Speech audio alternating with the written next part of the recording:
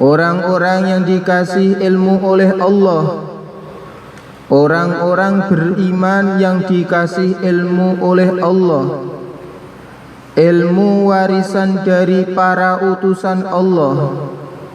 Ketika masuk surga, maka di surga tatkala Allah memerintahkan kepada penduduk surga, silahkan kalian minta apa yang ingin kalian minta.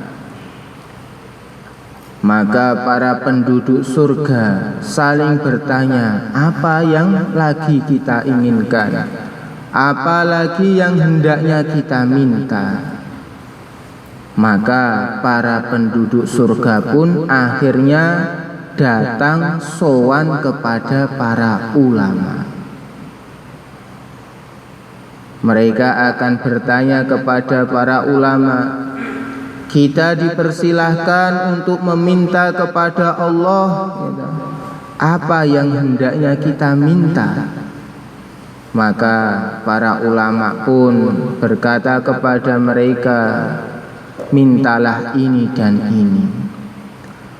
Maka para ulama itu dibutuhkan baik di dunia maupun di akhirat, bahkan sampai ke dalam surga. Orang-orang yang diberi ilmu warisan utusan-utusan Allah, maka di dunia sangat beruntung sekali.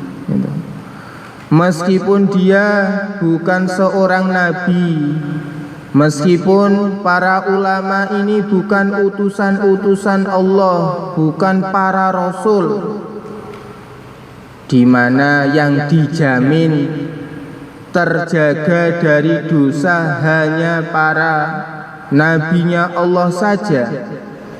Tetapi orang-orang yang diberi ilmu oleh Allah Subhanahu wa ta'ala akan senantiasa dimintakan ampun oleh makhluk-makhluk yang berada di langit dan makhluk-makhluk yang berada di bumi.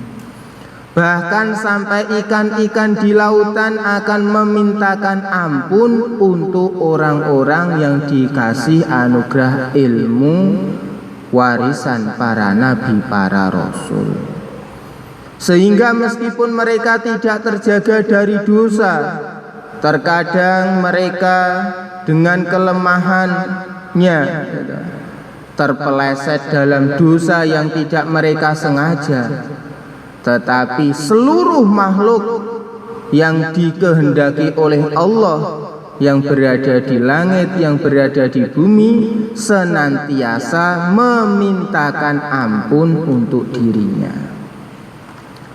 Maka kita duduk di majelis ilmu, menimba ilmu warisan para nabi, para rasul di sini, kita duduk dengan penuh rasa syukur. Kalau saya mendapat anugerah ilmu sepatah dua patah kata, satu bab dua bab, ini akan lebih sangat menguntungkan bagi saya daripada saya dikasih dunia dengan segala isinya. Orang dikasih dunia dengan segala isinya, tidak ada janji akan dimintakan ampun oleh makhluk yang ada di langit dan yang ada di bumi. Akan tetapi kalau orang dikasih ilmu warisan para nabi, para rasul,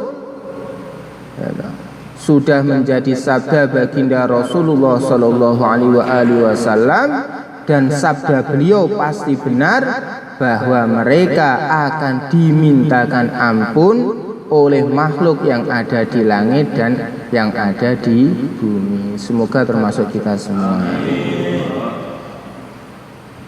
Sehingga kita itu kalau mengingat fadilah-fadilah itu akhirnya semangat,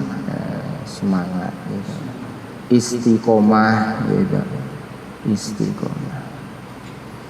Kita akan melanjutkan ngaji kita hadis Arba'in An-Nawawiyah. Kita akan mengkaji hadis yang ke-38. Al-haditsus saminu wassalasun An Abi Hurairah radhiyallahu anhu qala Rasulullah sallallahu alaihi wa alihi wa sallam Inna Allah ta'ala qala man 'ada li waliyan faqad adantuhu bil harb wa ma taqarraba ilayya 'abdi bi syai'in ahabbu ilayya mimma aftaradtu wa 'alayhi mimma aftaradtuhu 'alayhi wa la yazalu 'abdi yataqarrabu ilayya bin nawafil hatta uhibbah fa idza ahbabtuhu kuntu sam'ahu alladhi yasma'u bih wa basarahu alladhi yubsiru bih wa yadahu alladhi yubtishu biha wa rijlahu allati yamshi biha wa la in sa'alani la u'tiyannah wa la in ista'adani la u'idannah. Rawahul Bukhari. Hadis yang ke-38 diriwayatkan dari Sayyidina Abu Hurairah radhiyallahu anhu. Ia berkata, Baginda Rasulullah sallallahu alaihi wa alihi wasallam bersabda, sesungguhnya Allah Subhanahu wa taala berfirman dalam hadis qudsi, barang siapa yang menjadikan kekasihku sebagai musuhnya, maka aku umumkan berperang dengannya. Dan tidaklah hambaku mendekatkan diri kepadaku dengan sesuatu yang lebih aku sukai daripada yang aku telah wajibkan atasnya. Dan tidak henti-hentinya hambaku mendekatkan diri kepadaku dengan ibadah-ibadah sunnah sehingga aku mencintainya. Maka ketika aku telah mencintainya, maka jadilah aku pendengarannya yang dengannya ia mendengar, menjadi penglihatannya yang dengannya ia melihat, menjadi tangannya yang dengannya ia memegang, menjadi kakinya yang dengannya ia berjalan. Apabila hambaku meminta kepadaku, niscaya aku akan memberikannya. Apabila hambaku meminta perlindungan kepadaku, niscaya aku akan memberikan perlindungan kepadanya. Hadis riwayat Bukhari. Pada hadis yang ke-38 ini kita mendapat nasihat baginda Rasulullah sallallahu alaihi wasallam, nasihat yang sangat besar, nasihat yang apabila kita perhatikan dengan sungguh-sungguh, ini nasihat termasuk kunci kesuksesan kehidupan kita. Orang hidup di dunia akan diakhiri dengan kematian. Apabila kematiannya ini baik, maka kehidupan setelah kematian akan baik. Apabila kematian seseorang ini buruk, maka hal itu menjadi tanda bahwa kehidupan setelah kematiannya pun akan buruk. Apa kunci kematian baik pada diri seseorang ini? Di sini baginda Rasulullah Shallallahu Alaihi Wasallam menyampaikan salah satunya kunci seseorang supaya mati baik itu hendaknya tidak menjadikan kekasih Allah sebagai musuhnya. Ketika seseorang menjadikan kekasih-kekasih Allah sebagai orang-orang yang dia musuhi, maka Allah telah mengumumkan perang dengan orang tersebut, sehingga orang tersebut akan hancur. Dimulai dengan kematian yang buruk, kehancuran orang tersebut. Ketika matinya buruk, maka kehidupan alam kuburnya buruk, kehidupan alam mahsyarnya buruk, akhirnya hancur di nerakanya Allah Subhanahu wa ta'ala. Maka hendaknya seseorang itu berhati-hati. Allah Subhanahu wa ta'ala memiliki orang-orang yang dicintai oleh Allah Subhanahu wa ta'ala, yang mana apabila mereka disakiti, maka Allah akan membela mereka. Mungkin di dunia orang-orang yang menyakiti kekasih-kekasih Allah masih bisa tersenyum, akan tetapi pasti orang-orang yang menyakiti kekasih-kekasih Allah di akhirat akan mendapatkan balasan. Allah Subhanahu wa ta'ala yang menguasai hari pembalasan, Maliki Yaumiddin, Maliki Yaumiddin, yang menguasai hari pembalasan. Maka di akhirat orang-orang yang menjadikan kekasih-kekasih Allah sebagai musuh akan hancur di neraka Allah Subhanahu wa ta'ala. Kemudian baginda Rasulullah Shallallahu Alaihi Wasallam menyampaikan apa yang hendaknya diutamakan oleh seorang hamba.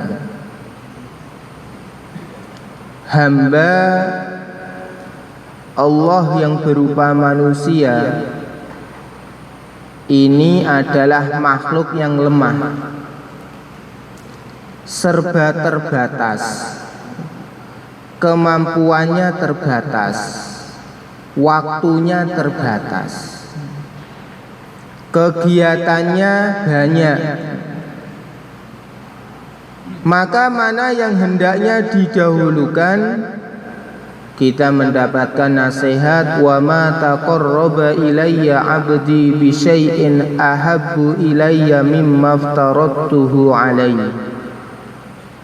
Tidaklah seorang hamba mendekatkan diri kepada Allah dengan suatu ibadah yang lebih dicintai oleh Allah daripada ibadah yang difardukan oleh Allah atas hamba tersebut. Maka ketika seseorang dalam satu waktu ini punya tugas dari Allah, wajib harus dilaksanakan, di saat itu pula dia punya kesempatan untuk mengerjakan yang sunnah, maka mana yang hendaknya didahulukan?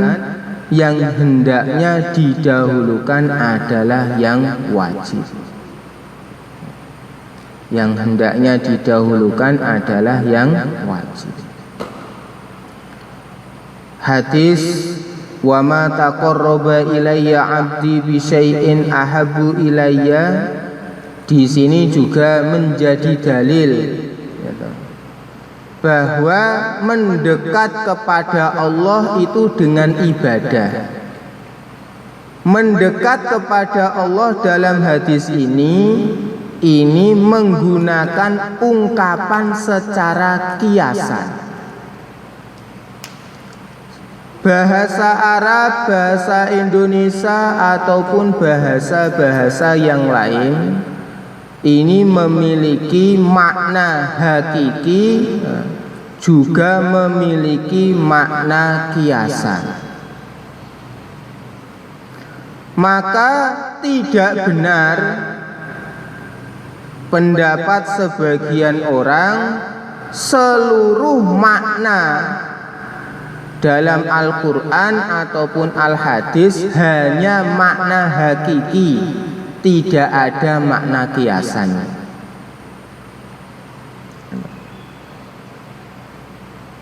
Karena kata mendekat, makna hakikinya itu mendekat itu yang dipahami secara umum adalah jarak. Dekat, jauh itu menunjukkan jarak. Dan jarak itu berkurang bukan dengan ibadah, tapi perpindahan diri. Itu makna hakiki. Saya mendekat ke tiang, berarti tubuh saya mengalami perpindahan menuju kepada tiang. Ini kalau dekat secara jarak.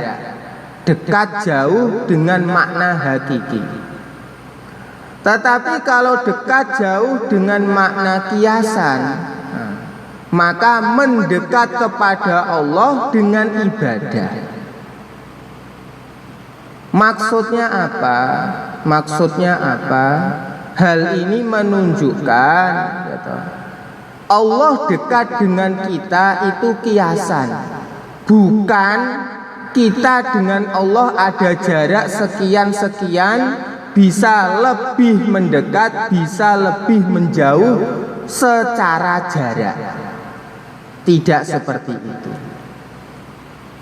Maka tidak benar pendapat yang mengatakan Allah berada di satu tempat tertentu, karena Allah tidak diliputi oleh tempat. Tidak diliputi oleh tempat. Dan ini menunjukkan adanya kata kiasan. Maka seperti kita jumpai dalam Al-Quran, ada lafadz wa yabqa wajhu rabbika. Kata wajhun dalam bahasa Arab secara umum penggunaannya berarti wajah.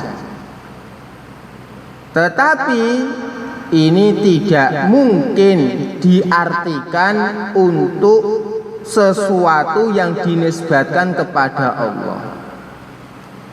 Allah tidak sama dengan makhluk, di mana makhluk itu zatnya tersusun-susun dari bagian. Seperti manusia ada yang namanya wajah, ada yang namanya tangan, gitu. Ada yang namanya mata. Allah berbeda dengan makhluk. Allah berbeda dengan makhluk. Maka kata wajhu rabbika maknanya bukan wajah Tuhan alias Allah punya wajah. Itu tidak. Wala yazalu abdi yataqarrabu ilayya bin nawafili hatta uhibbahu. Di sini kita mendapatkan nasihat, kalau kita ingin selalu dicintai oleh Allah, maka jangan hanya sekedar mengerjakan yang wajib. tetapi hendaknya menambah dengan amalan-amalan sunnah. Kalau kita ingin selalu dicintai oleh Allah, maka jangan kita itu bosan-bosan mengerjakan perkara yang disunnahkan. Perkara wajib kita utamakan. Perkara sunnah jangan kita bosan-bosan mengerjakannya. Kalau kita melaksanakan dua hal ini, maka kita akan dicintai oleh Allah Subhanahu wa ta'ala. Maka tatkala Allah sudah cinta kepada hambanya, maka Allah akan menjadi pendengarannya yang dengannya hamba tersebut mendengar. Ini pun bahasa kiasan. Maka sungguh keliru kalau orang itu merasa dirinya itu ada unsur ketuhanan, ada unsur Tuhan berada pada dirinya. Tidak, hamba tetap hamba, Tuhan tetap Tuhan. Zat Tuhan berbeda dengan zat hamba. Zat hamba tidak sama dengan zat Tuhan. Tetapi ini bahasa kiasan. Tatkala seorang hamba sudah dicintai oleh Allah, maka hilang keakuannya. Hilang keakuannya. Bukan telingaku, tetapi telinga milik Allah. Sehingga dia mendengarkan sesuatu atau menghindari dari mendengarkan sesuatu sesuai aturan Allah, bukan sesuai aku. Pengen kupiye, endi sing tak rungokne, endi sing gak tak rungokne, terserah aku. Tidak seperti itu. Kalau orang sudah dicintai oleh Allah Subhanahu wa ta'ala, maka hilang akunya, yang ada hanya Allah Subhanahu wa ta'ala. Dalam arti dia mau mendengar atau tidak mendengar, semata-mata mengikuti petunjuk aturan Allah Subhanahu wa ta'ala. Kalau orang sudah dicintai oleh Allah, maka hilang keakuannya dari matanya. Mripatku yo sak senengku to. Arep ndelok pupune wong wedok, arep ndelok apa neh kono yo sak senengku. Oh, kalau orang sudah dicintai oleh Allah, hilang keakuannya. Matanya menjadi mata yang tunduk kepada Allah, melihat sesuatu yang diperintahkan oleh Allah, menghindari dari melihat sesuatu yang dilarang oleh Allah.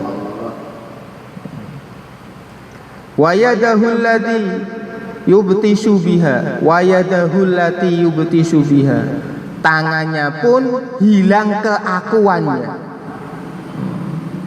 Tangannya menjadi tangan yang karena Allah dia memegang, dan karena Allah dia tidak memegang. Warijlahul lati yamsi biha. Kakinya pun hilang keakuannya. Kakinya menjadi kaki yang tunduk pada Allah, berjalan sesuai perintah Allah ke arah yang diperintahkan oleh Allah. Kemudian hamba apabila dicintai oleh Allah, apabila minta kepada Allah, akan diberi oleh Allah. Ini hamba sudah taat kepada Allah, maka ketika hamba sudah taat menghamba dengan sebenarnya kepada Allah, hamba tersebut meminta akan diberi oleh Allah. Iyyaka na'budu wa iyyaka nasta'in. Menghamba kepada Allah, habis itu meminta kepada Allah. Ujibu da'watad da'i idza da'ani falyastajibuli. Hendaknya hamba-hamba yang meminta, berdoa kepada Allah itu menyambut perintah Allah. Falyastajibuli, menyambut apa yang diperintahkan oleh Allah. Ketika hamba tersebut menyambut apa yang diperintahkan oleh Allah, maka permintaan hamba tersebut akan diijabah oleh Allah. Wala ini sta'adani la u'idanna. Kalau hamba tersebut sudah dicintai oleh Allah, minta perlindungan dari sesuatu, akan dilindungi oleh Allah. Rawahul Bukhari, hadis riwayat Imam Al-Bukhari. Hadirin yang dimuliakan Allah Subhanahu wa taala, inilah ajaran yang mulia baginda Muhammad sallallahu alaihi wasallam, di mana seseorang itu kesuksesannya adalah apabila orang tersebut menghamba secara sempurna kepada Allah. Dalam menghamba kepada Allah ada tahapan-tahapan. Seseorang menjadi polisi yang sebenarnya itu ada sekolahnya, istilahnya ada pelatihannya, dilatih fisiknya, dilatih mentalnya, bertahap-tahap sehingga menjadi pak polisi. Seorang menjadi guru ada sekolahnya, ada pelatihan-pelatihannya, bertahap-tahap sehingga menjadi seorang guru. Begitu juga seorang menjadi petani, ada latihan-latihan, ada tahapan-tahapan. Maka seseorang menjadi hamba yang dicintai oleh Allah, itu ada latihan-latihan, ada tahapan-tahapan. Latihan yang gak bisa ditawar adalah seluruh perkara yang diwajibkan oleh Allah. Seseorang ingin dicintai oleh Allah tanpa mengerjakan kewajiban yang diwajibkan oleh Allah, itu hanya tipuan belaka. Orang merasa dicintai oleh Allah, tidak sholat, tidak puasa, punya harta, tidak zakat, punya kelebihan, tidak berangkat haji, itu tipuan dari setan belaka. Orang yang tidak mengerjakan kewajiban tidak akan dicintai oleh Allah Subhanahu wa ta'ala. Kalau seseorang sudah mengerjakan kewajiban seluruhnya, apabila ingin tambah dicintai oleh Allah Subhanahu wa ta'ala, hendaknya mengerjakan tambahan-tambahan dalam menghamba, yaitu mengerjakan perkara-perkara yang disunnahkan. Sholat subuh, ingin tambah dicintai oleh Allah, sholat sunnah qobliyah subuh. Ingin dicintai oleh Allah, ingin tambah dicintai oleh Allah, habis subuh wiridan sampai nanti matahari terbit naik sepenggala, kemudian sholat. Orang ingin dicintai Allah, kerjakan sholat duhur. Ingin tambah dicintai oleh Allah, sholat sunnah qobliyah duhur, ba'diyah duhur. Orang ingin dicintai oleh Allah, wajib baca Quran ketika sholat. Waktu sholat harus baca Quran, harus baca Fatihah. ingin tambah dicintai oleh Allah, di luar sholat juga baca Al-Quran. Kayak seorang suami ya, ataupun seorang istri. Seorang suami ya, kalau ingin tambah dicintai oleh istri ya, maka enggak sekedar ngasih nafkah yang wajib ya. Nafkah yang wajib untuk makan sehari semalam paling makan sepiring 5.000. Sehari semalam 5.000 kali 3 15.000. Istrinya kalau dikasih 15.000 seneng. Kok ingin tambah disenengi sama istri, ngasihnya 150.000. Gitu. Niku misale gitu nggih. Perkawis sunah niku ya nggih kemampuane piyambak-piyambak gitu. Nalikane salat subuh dikerjakan, salat zuhur dikerjakan. Ingin tambah dicintai oleh Allah, salat duha. Mampunya 2 rakaat ya 2 rakaat. Syukur 8 rakaat, syukur tambah lagi sampai 12 rakaat. Jadi seorang istri juga kayak gitu. Aslinya ya yang wajib itu namung mlumah gitu. Bojone teko mlumah asline niku. Akan tetapi kalau ditambah yang sunah-sunah ya, bojone teko ya toh disuguh kopi sik ya. Kopi jahe ben tambah semangate ya toh. Ben tambah tenagane dikai jahe madu. Ya, misalnya kayak gitu. Gitu. Itu tambah senenge bojone gitu. Nggih. Apakah ingin dicintai Allah itu harus menetapkan niatnya? Karena biasanya orang melaksanakan sunat itu misinya tujuannya adalah ya Allah supaya saya dapat tambahan pahala. Jadi tidak ada bayang-bayang untuk dicintai Allah. Apa itu sudah langsung akan dicintai Allah?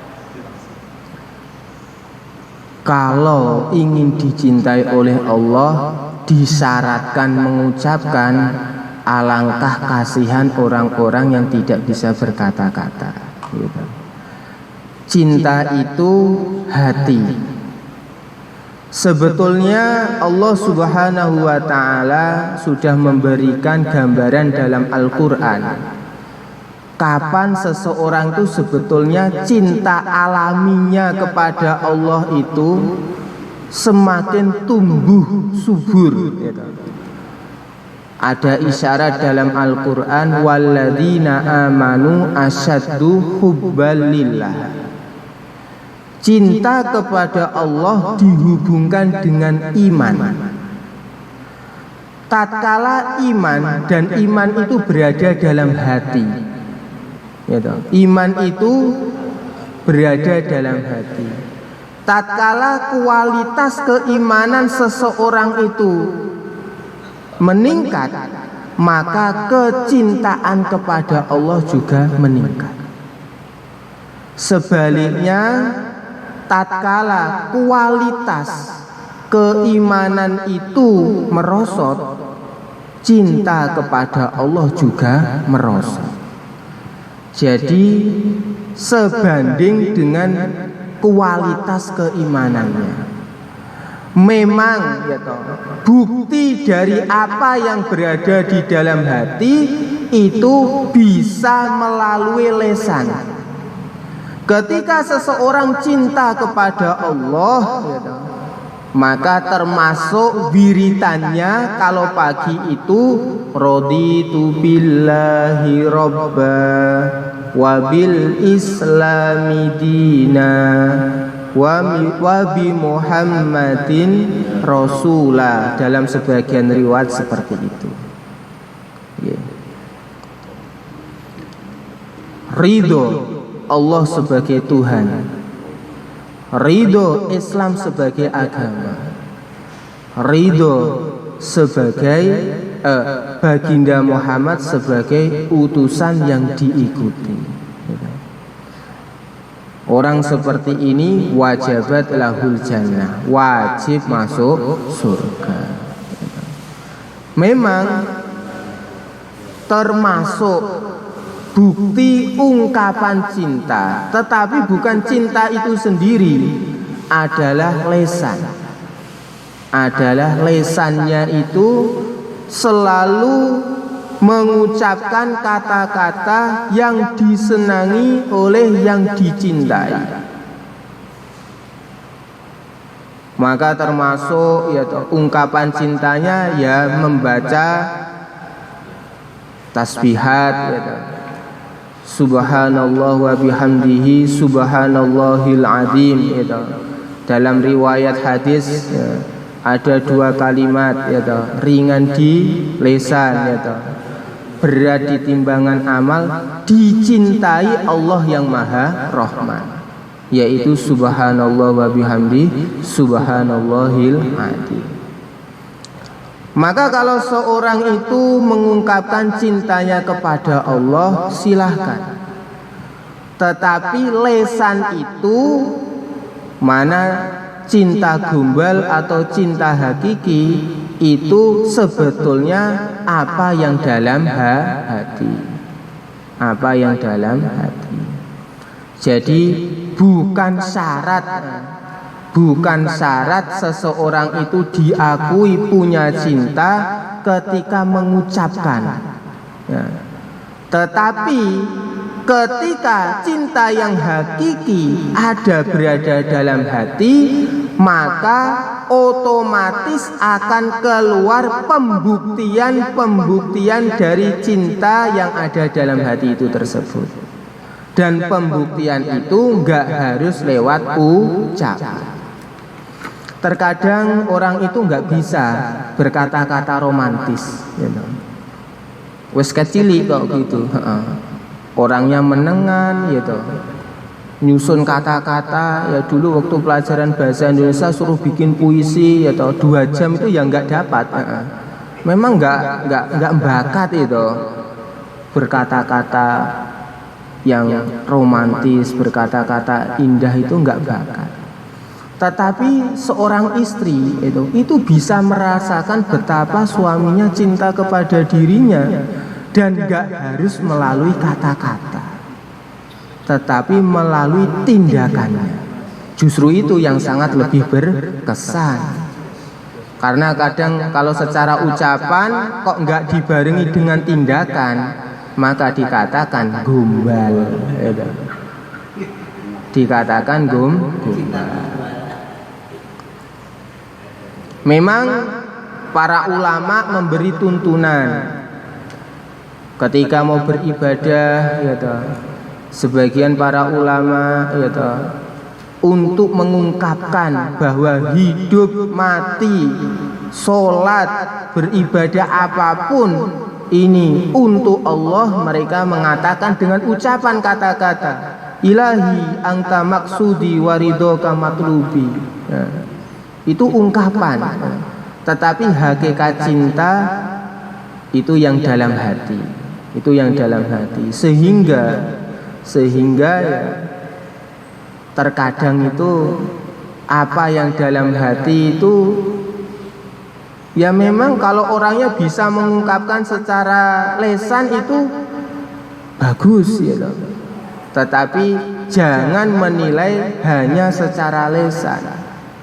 Maka terkadang munajatnya orang-orang yang terkadang mulutnya itu tersekat ya toh.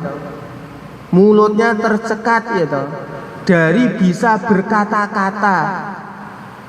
Entah apa yang bisa diucapkan, dia itu tidak mampu mengucapkan dengan kata-kata. Maka apa? Saya mau ngomong apa di hadapan Allah? Maka hanya bisa mengucapkan qad kafani ilmu rabbi ya toh, min su'ali wahtiyari. Cukup Allah Maha tahu tentang keadaan diriku, tentang apa yang dalam hatiku, dari ungkapan gitu. permintaanku dari apa yang aku inginkan dan sebagainya. Seperti itu. Nggih. Saged ditampi nggih? Nggih. Ada lagi mungkin? Nggih.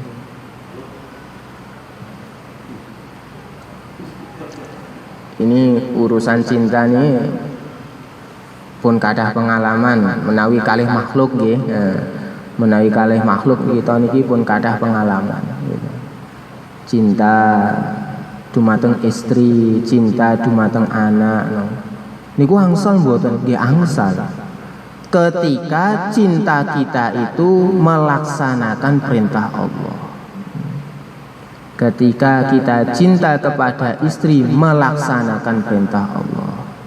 Ketika kita cinta kepada anak melaksanakan perintah Allah. Nggih. Nggih. Apa ada hubungannya dengan niat ya, Ustaz? Karena saya lihat kok masjid-masjid Al-Huda lah ya. Nggih. Itu ada tulisannya nama itu iktikaf dan sebagainya. Niat saya beristikaf dan sebagainya. Saya masuk sana, Pak berdoa, berniat. Berniat. Waktu itu saya memang agak nggak bisa menyesuaikan, tapi akhirnya saya ikut. Barangkali aturannya seperti itu. Memang harus makanya saya hubungannya itu. Cinta akan kita cukup nggak dalam hati saja begitu. Penjelasan awal. Terima kasih. Urusan niat pun aslinya yang di hati. Urusan niat tuh aslinya yang di hati. Tetapi begini loh. Ketika seseorang mampu berkata-kata indah untuk memuji Allah, hendaklah dia menggunakan kemampuan berkata-kata itu untuk memuji Allah. Ketika seseorang mampu berkata-kata indah memuji Rasulullah, maka gunakan nikmat, gunakan kemampuan itu untuk memuji Rasulullah. Sahabat Ansor itu semuanya cinta kepada yang mulia baginda Rasulullah Sallallahu Alaihi Wasallam.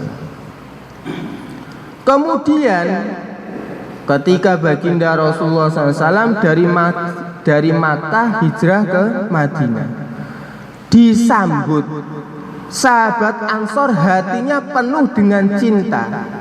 Bukan sekadar cinta yang menggelora dalam hati, tetapi ucapan lesan pun terungkap memuji baginda Rasulullah Sallallahu Alaihi Wasallam. Tola'al badru alaina min saniyatil wada'i wajaba syukru alaina mada'a lillahi da'i.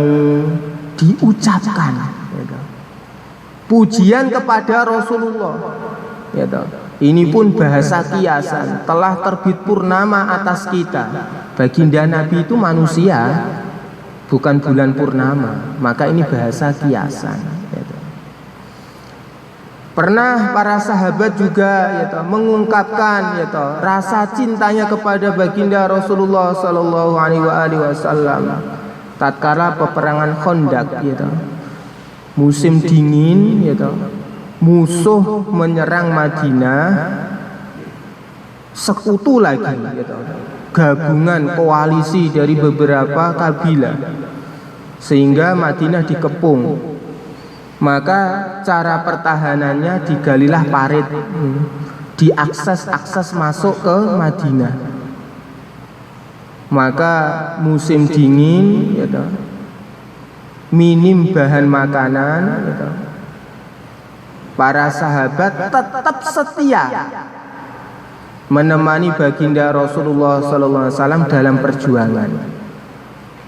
Saat itu Masya Allah sudah musim dingin. Umumnya kalau orang pada musim dingin cepet luwe, istilah gitu, gampang lapar.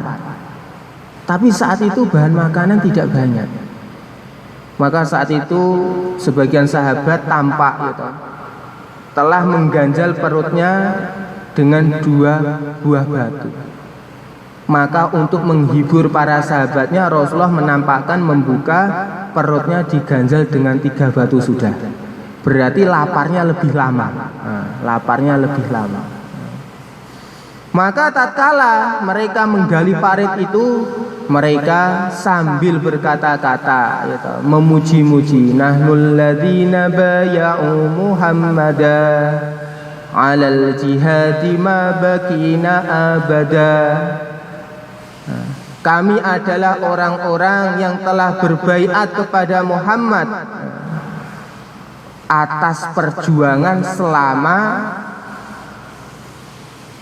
hayat masih dikandung raga, ya kan? Selama hayat masih dikandung raga, kami akan terus menyertai baginda Muhammad, perjuangan sesulit apapun. Itu hati itu sudah menggelora cintanya. Wong kuwi nek gak seneng ya to, dijak luwe emoh, Pak. Apa meneh wis luwe jak rekoso ya to. Tapi kalau orang seneng ya to, seia sekata ya. Kadang istri itu ya, kadang suami itu ya, kadang ekonomi mudah, kadang ekonomi agak terbatas. Tapi nek wis kadung seneng ya to, ya luwe dilakoni bareng, warak dilakoni bareng. Nah, seperti itu apakah harus diucapkan? Ya toh. Tidak ada tuntutan. Tidak ada tuntutan para sahabat kamu harus mengungkapkan berkata-kata nahnul ladzina bay'u Muhammad. Tidak. Tetapi ungkapan itu mengalir ya toh. Ibaratnya saking membaranya api cinta dalam dada, akhirnya keluar lewat kata-kata, akhirnya keluar lewat tindakan, tetap menyertai baginda Muhammad, dingin-dingin, lapar-lapar ya toh, tetap membuat parit itu tadi. Bahkan perang Khandaq ini luar biasa ini gitu. Sampai saking dahsyatnya serangan sekutu ya toh, orang-orang Makkah itu sampai baginda Muhammad pernah ya toh, sholat asar itu setelah matahari terbenam, yaitu saat perang Khandaq itu. Jadi serangan musuh yang sangat bertubi-tubi. Kalau dulu perang kalau sudah malam, betul-betul malam berhenti karena khawatir melukai temannya sendiri gitu. Penerangan belum seperti zaman sekarang dan peralatan masih tradisional gitu. Peralatan masih tradisional. Maka ketika malam mereka berhenti perang, belum selesai lanjut besok gitu. Maka ketika masih bisa tampak, itu orang kafir tetap menyerang terus sampai kesempatan untuk sholat ngasar itu saja tidak ada. Akhirnya baginda Rasulullah SAW di posnya baginda Rasulullah SAW itu sampai sholat ngasarnya itu setelah matahari terbenam. Akhirnya oleh para ulama diambil kesimpulan, kalau orang udzur yang memang sangat taruhannya adalah nyawa, kalau memang udzurnya seperti itu, sholat kadang lewat waktu itu tidak berdosa, karena ada udzur yang sangat itu tadi. Seperti itu. Jadi kalau kita apakah harus melafadzkan niat? Sebetulnya itu ungkapan dari yang di hati gitu. Ungkapan yang di hati. Ya orang itu ya juga diperintahkan untuk mengucapkan gitu. Kalau kita sudah bersyahadat gitu, kita sudah masuk Islam gitu, kita apakah harus mengungkapkan la ilaha illallah? Maka tetap ya toh, kalau kamu ya toh ada kesempatan berzikir mengucapkan la ilaha illallah, ya ucapkan. Karena dengan mengucapkan seperti itu, nanti apa yang di hati itu senantiasa terkontrol. Para sahabat itu ada sahabat Abu Bakar, ada sahabat Umar, ada sahabat-sahabat top, banyak. Itu dalam hadis baginda Nabi berkata kepada para sahabat, jadidu imanakum, perbaharuilah iman-iman kalian. Iman itu dalam hati sudah ada, gitu. Tetapi baginda Nabi tetap menyemangati supaya iman dalam hati itu selalu tampak gres, tampak baru, selalu berkobar. Nah, cara menjaganya apa? Wa kaifa nujaddidu imanana ya Rasulullah, bagaimana supaya iman yang dalam hati itu selalu tampak baru, tampak gres terus? Aksiru min qauli la ilaha illallah. Kalian perbanyak ucapan, bukan sekedar zikir dalam hati, tetapi zikir dalam ucapan. Meskipun zikir dalam ucapan, lisan ini ada keterbatasan. Ketika kita ngobrol sama istri, ya jelas nanti kita akan berkomunikasi dengan istri. Zikir dengan lisan itu ada keterbatasan. Tetapi hendaknya ketika ada kesempatan untuk menjaga apa yang dalam hati, gunakan untuk mengucapkan la ilaha illallah. Meskipun ya nanti akan ada keterbatasan. Ketika tidur, mulut tidak mengucapkan la ilaha illallah. Dan itu tidak kok terus kemudian mulut tidak mengucapkan la ilaha illallah menjadikan iman di dalam hati otomatis hilang, tidak. Tidak. Tetapi sekali lagi, ya toh, bukti adanya cinta, bukti adanya iman, bukti adanya niat termasuk melalui ucapan. Meskipun ucapan itu bukan syarat pembuktian hilang dan adanya apa yang dalam hati. Misal, ya toh, misal kalau orang beriman, sudah masuk Islam, di akhir hayatnya enggak ngucapin la ilaha illallah, ya tetap orang beriman. Hanya saja kok ketika di akhir hayatnya mengucapkan la ilaha illallah, ini berarti memang cintanya kepada Allah, keimanannya dalam hati itu sangat membara. Sehingga dalam keadaan sekarat pun, ya toh, kondisi yang paling puncak dari kehidupannya, sakit yang paling sakit, ya toh, kesusahan yang paling susah, dia tetap ingat kepada Allah. Maka dakhalal jannah, orang yang akhir hayatnya bisa mengucapkan la ilaha illallah, itu tanda membaranya iman, ya toh, tingginya iman, nanti masuk surga bersama rombongan awal.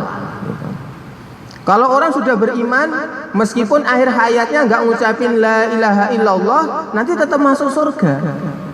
Tetapi kan kita melihat, mendengar, menyimak, mengkaji, gitu. Orang iman ada masuk surga bareng rombongan yang awal. Ada yang belakangnya, bahkan ada yang masuk ke neraka dulu. Habis itu baru masuk ke surga. Maka termasuk tanda orang itu nanti masuk surga bareng rombongan yang awal, termasuk tandanya akhir hayatnya adalah ucapan la ilaha illallah. Ucapan la ilaha illallah ini enggak harus. Kalau orang punya iman dalam hati, sudah dia masuk surga. Dia masuk surga. Tetapi beda, iman yang menggelora sama tidak itu tetap beda. Jadi ketika masuk masjid, apakah kita harus mengucapin nawaitul i'tikafa? Kalau untuk menampakkan kesungguhan beribadah, hal itu akan otomatis. Ataupun faktor-faktor yang lain. Seperti Rasulullah Shallallahu Alaihi Wasallam pernah suatu pagi, datang ke rumah beliau. Saat itu giliran Sayyidah Aisyah. Baginda Nabi bertanya, "Wahai Aisyah, ada sarapan enggak?" Jelas bukan bulan Ramadan. Kalau bulan Ramadan Rasulullah enggak tanya sarapan. Maka dijawab oleh Sayyidah Aisyah, "Enggak ada ya Rasulullah." Apa kata Rasulullah? Ya enggak masalah. Ini so'im, saya berpuasa. Kalau orang ingin berpuasa, niat cukup dalam hati. Enggak harus ini so'im. Mengucapkan seperti itu memang enggak harus. Tetapi ucapan ini so'im itu nanti ada faedah-faedah yang banyak. Ya toh. Orang akan bisa belajar, gitu. Orang akan bisa belajar, gitu. Oh Rasulullah, gitu. Rasulullah ketika nggak ada sarapan, kok terus marah? Tidak, malah berpuasa. Rasulullah nggak makannya ini diniati puasa atau enggak? Orang lain nggak tahu kalau Rasulullah nggak ngomong saya berpuasa. Maka Sayyidah Aisyah tahu Rasulullah setelah ini kok nggak makan, itu bukan karena ngambek kepada saya nggak ada sarapan, tetapi memang Rasulullah Shallallahu Alaihi Wasallam berpuasa. Maka istri pun tetap tenang, istri pun tetap bahagia, ya, tetap bahagia seperti itu. Jadi Rasulullah bilang, kalau gitu saya puasa kok pakai bilang-bilang, kenapa? Oh faedahnya banyak. Kalau orang mau berpuasa niat tuh dalam hati, ngapain diucapin? Faedahnya banyak, gitu. Faedahnya banyak. Allah tahu apa yang di hati kita. Tetapi Allah Subhanahu wa Ta'ala juga memerintahkan baik ucapan yang harus atau ucapan yang sunnah bagi seorang hamba, di mana kalau mau mengucapkan juga dapat pahala. Zikir itu ingat dalam hati kita ingat kepada Allah, itu hakikat zikir.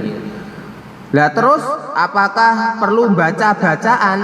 Kalau kamu baca bacaan ada pahalanya juga. Zikir hakikatnya dalam hati, tetapi kalau kita melafadzkan dapat double pahalanya. Seperti itu. Nggih, ada lagi? Nggih.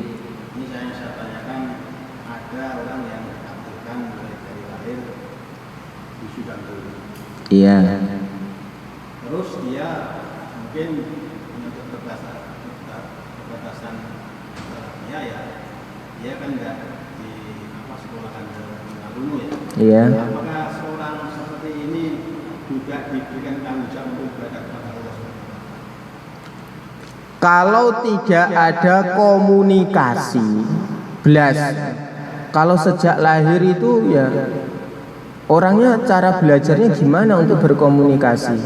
Kalau sejak lahir loh ya, tunarungunya sejak lahir, wong dia cara berkomunikasinya gimana? Kalau tunarungunya nggak sejak lahir, oke lah, dia bisa belajar. Kalau tunarungunya sejak lahir, itu masih bisa berkomunikasi. Kalau orang bergerak itu paham, ini maksudnya ngajak bicara saya itu bisa paham. Kan semua ini makhluk hidup ini kan ada gerakan-gerakan. Kalau orang sudah sejak lahir hilang, tidak punya indera pendengaran, akhirnya ya juga nggak bisa ngomong karena ya bahan untuk ngomongnya tidak didapatkan. Itu apakah juga bisa menangkap? Padahal ini semua ada pergerakan-pergerakan. Ya, saya kurang tahu, tetapi maksudnya kurang tahunya itu apakah hal itu bisa diajak komunikasi atau enggak.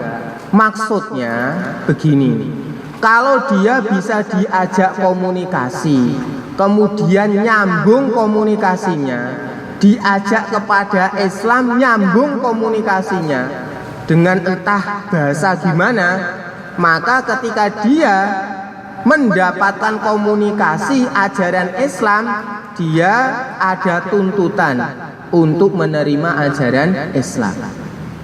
Tetapi kalau sejak lahir nggak bisa mendengar, andaikan nggak bisa mendapatkan komunikasi, gitu, ini ngapain itu dia nggak dapat, gitu, nggak bisa berkomunikasi sama sekali, tidak ada tuntutan untuk melaksanakan ini dan itu, seperti itu. Karena memang oleh Allah Subhanahu wa taala dia diciptakan seperti itu. Jangankan yang seperti itu, anak kecil normal, ketika dia belum balik belum ada tuntutan. Karena meskipun dia bisa mendengar komunikasi dan sebagainya, alat tangkap untuk menerima pemahaman dari komunikasi yang disampaikan, yaitu otak dia, itu belum sempurna. Itu tidak dibebankan kewajiban. Anak kecil meskipun 7 tahun, cerdas, di kelas juara kelas, gitu, di tempat ngaji pun juara juga. Tetapi otaknya kalau dibandingkan dengan otak orang dewasa, itu tetap ada kekurangan. Anak kecil tidak ada gambaran yang namanya pembahasan nafkah, karena dunia nikah belum ada di otaknya, gitu. Pembahasan mahram, mertua dan sebagainya belum ada di otaknya. Mencari rizki, jauhi riba, jalan yang halal, nggak ada di dunianya, di otaknya belum ada. Maka namanya anak kecil karena akalnya belum sempurna, sehingga belum bisa menangkap secara sempurna aturan agama, itu pun belum dibebani hukum agama. Apalagi orang yang sejak lahir belum bisa menangkap hal itu, maka tidak dibebani oleh hukum agama. Saged ditangkap ya? Nggih. Wonten malih? Cekap? Nggih.